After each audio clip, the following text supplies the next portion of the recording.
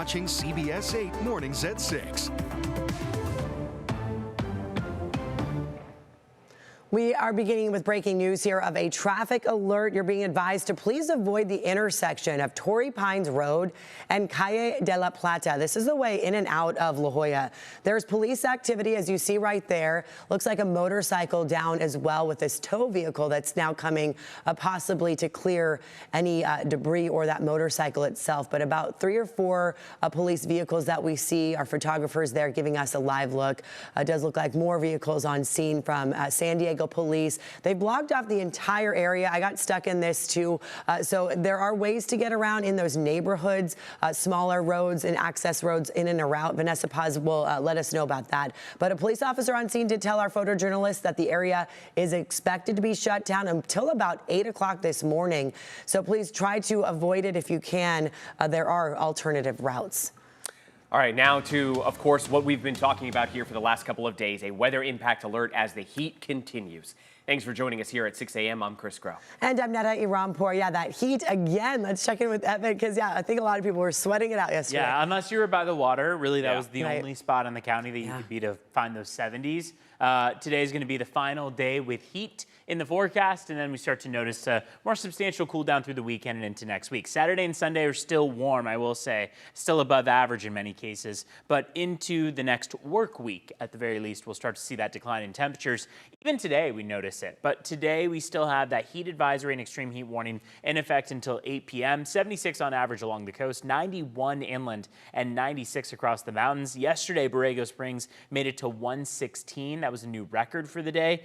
Today, going for about 115, could very possibly hit 116 again. So we'll be keeping tabs on these afternoon highs today and on those record highs that we saw yesterday. We'll see if we run into any more this afternoon. As always, you can find an extended weather forecast on our free streaming channel. It's called CBS 8 Plus. You can download it on your TV and watch for free anytime. I'll send things over to Vanessa. She's checking in on how things are looking on our roads this morning. Hey, Evan, and happy Friday to everyone tuning in. Let's go ahead and take you back to that police activity in the La Jolla area.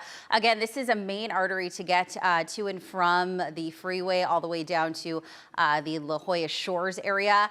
As of last check, it looks like, and I have to confirm, it looks like the eastbound direction is closed at Torrey Pines and Calle de la Plata. But if you exit the 5 and you're headed towards La Jolla Shores, I want to say you could still head westbound, if I'm correct. But so again, I would just avoid that area altogether. I tried not to overdo it with the maps here, but that yellow and orange is indicating some minor slowing through that area. But of course, as the morning progresses, we'll likely have additional slowing.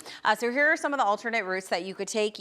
If you're headed southbound, you could take Via Capri to Soledad Mountain Road, or if you're headed northbound, you could take eastbound Roseland Drive to get to Via Capri. But if you live through the area, I'm sure you know some of the surface streets you could take to get around that. You could also just opt for the 5 and you could head eastbound on La Jolla Shores or La Jolla Village Drive, or you can head on Garnett towards a 5 if you want to avoid that pocket altogether. Netta.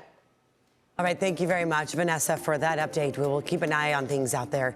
This morning, we are learning U.S. Immigration and Customs Enforcement agents arrested a parent outside of a South Bay school. It happened Wednesday during morning drop-off, and CBS 8's Regina Urita is live outside Enrique Camarena Elementary School with reaction from the district. And Regina, this one having a lot of people talk about this on social media as well, too, right? Yeah, definitely. It caused quite the reaction on social media, especially because kids were still being dropped off at school here at Enrique Camarena when ICE agents showed up and arrest a person here. So that video that's been circulating on social media shows, of course, a federal agents approaching a car. Now, ICE says the woman arrested was ordered to be deported in absentia by a San Diego immigration judge in 2022. The arrest quickly prompted Superintendent Eduardo Reyes to inform families and staff in a letter about the protocols in place to prevent unauthorized access to schools. They also limit law enforcement agents from interacting with students unless there is an active emergency or warrant. Here, part of the Superintendent Reyes, a statement, I want to show you what it read and what they informed a parent. So it says, quote, "We understand this may cause concern and we want to reassure you that our schools remain safe spaces for all students." So back out here When mentioning all students, the superintendent also said that this is all students regardless of immigration status. He's also asking parents to create a plan in case there is an emergency and they won't be able to pick up their students at school at that time. I'm Regina Urita, CBS 8. And we're also tracking how our county's largest school district, San Diego Unified, protects migrant students before the school year begins on Monday. Officials say they will never ask students and families about immigration status and will not give access to ICE without a warrant. They have resources at their website on your screen. Just go there and do the research. A judge has just issued a tentative ruling dismissing the sexual harassment lawsuit filed against former San Diego County Supervisor Nathan Fletcher. A hearing is set for this morning. Last night, Superior Court Judge Matthew Brainer issued a 6-page ruling. In that ruling, it says the plaintiff, former MTS employee Grecia Figueroa, withheld and destroyed evidence, and that the, quote, litany of discovery abuses warrant termination of the lawsuit. Figueroa claims she was fired in retaliation for reporting sexual harassment by Fletcher when he was an MTS board member. Fletcher has admitted to having an affair with Figueroa, but claims it was consensual. Larry Miliete's trial will remain in Chula Vista. A judge rejected his request to move the case. Larry is charged with killing his wife, Maya, who went missing in January 2021. Her body has never been found.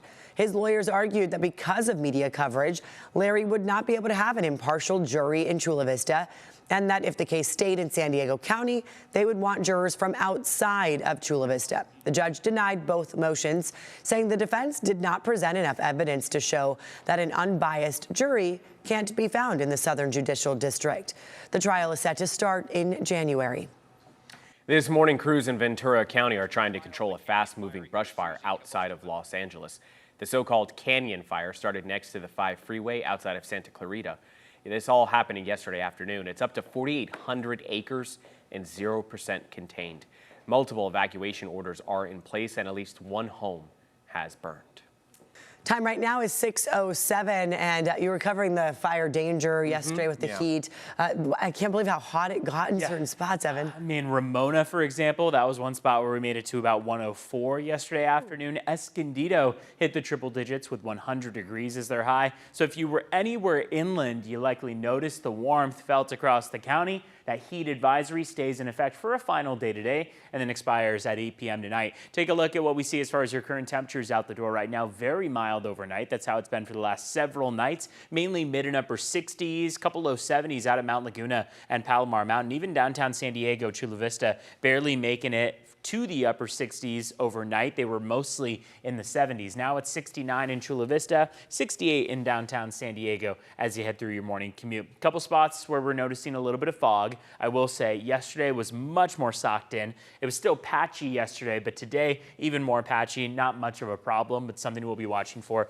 up in the Fallbrook area and then down toward the international border. Here's a live look outside at La Jolla, for example. Still some of that cloud cover lingering right by the immediate coast. If we were to be able to kind of clear this view out, right here would be the Pacific. So we'll keep tabs on what this looks like. Sunrise, technically right now, 6:08 is that sunrise. Sunset, 7:40 p.m. 94 degrees for Santee and El Cajon this afternoon. 88 for La Mesa. San Ysidro is going for a high of 81 and in PB 73. So we're staying mild out by the water. Oceanside will be a hair warmer at 81. Carlsbad 77. San Marcos 89 and RB looking at a high of 90. Ramona has a high of 99. If they beat that by 1 degree, they'll get to the triple digits out there. 94 out at Mount Laguna. Campo going for 99 as well. And a final day where that afternoon high could peak at 116 in Borrego and Ocotillo Wells. Vanessa, how are things looking on our roads? The time is close to 6:10 on your Friday morning. Just a heads up, if you live in the La Jolla area and you typically use La Jolla Shores Drive, Torrey Pines, right now traffic is blocked at the intersection of Calle de la Plata and Torrey Pines Road, which eventually transitions into La Jolla Shores Drive. And this is all following police activity. We haven't really learned information in terms of what exactly happened. We just know that that crews have that intersection completely blocked off to traffic. But the good news is they say, or they tell our photographer, that traffic should open, or the lane should open back up to traffic in about 20-30 minutes or so. So we'll continue to keep you updated as the morning progresses. Let's go ahead and transition to the traffic maps. Again, this is the intersection Torrey Pines and Calle de la Plata. As of last check, when I was checking the maps, it didn't look like there was too much slowing in either direction, so that's good news. But of course, you want to plan ahead if that pocket is involved in your morning commute today. All right, let's go ahead and zoom on out because we are tracking another crash on the freeways. This one is on the 15 right at University. So this is just near the Normal Heights area as you make your way towards the 8 interchange. It looks like there are a few cars involved, but all cars are moved to the shoulder at last check. As we take a look at your travel times, we're all in the green. These are the drives coming inbound from the North County. Encinitas down to the top of the Golden Triangle will take you about 25-30 minutes at last check, and about 10 minutes if you're headed in from Escondido to that 163 merge, and from the Vista area towards Oceanside, 15 minutes at last check, 5 to 7 minutes for all of those drives westbound, and that includes the 94, the 8, as well as the 52 west coming in from Santee. All right, let's go ahead and take a quick look at your border wait times. It's about an hour and a half to get you inbound from the San Ysidro port of entry. Otay Mesa's port of entry at last check inbound will take you about an hour.